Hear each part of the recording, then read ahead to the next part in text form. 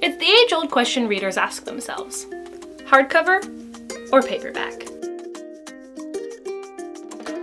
For many, it's a difference of opinion. They prefer one over the other for personal reasons. Maybe they like the way it feels in their hands when they hold it. Maybe they like it because it's more durable than others. Or maybe they like it because of the way it looks on their bookshelves, or just how it looks in general. But there are other reasons outside of our control which may incline people to be more favorable to one versus the other. But first, let's start with the obvious. Hardcovers can lay flat on surfaces and stay open, whereas paperbacks, more often than not, will close up if tried to lay flat on a table.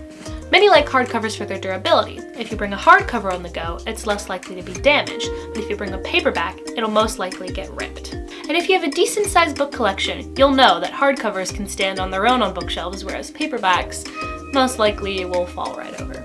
So while it may seem that hardcovers are preferable, there are a lot of people who still love paperbacks more. Take it from someone who's worked in a bookstore for over 2 years of her life. I know a thing or two about people's preferences on books. The place where I worked was a small bookstore that mainly sold paperbacks for the sole reason that they are cheaper. They're cheaper for us to stock, they're cheaper for people to buy, and it makes everyone happy. Of course, we did stock hardcovers, but after about a year or two of them being released, they go and get printed in paperback. Our store was about 90% paperback because people always wanted paperbacks and we were happy to supply them. The question that I got almost every day that I worked there was, "Do you have this in paperback?" And not, "Do you have this in hardcover?" In the world of publishing, it's standard for a book to be published in hardcover first, and then about a year later, start being published in paperback. Unless, of course, it does really well and they decide to keep it in hardcover for longer. This is because, as most of you may know, hardcovers are more expensive to buy than paperbacks as well as produce. And the longer a publisher can keep a book in hardcover, the more money they'll make.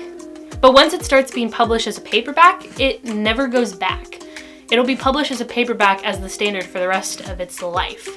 Take 1984, for example. I have it in paperback because this is a book that I'd never think to buy in hardcover, nor in all my times in a bookstore have I ever seen in hardcover.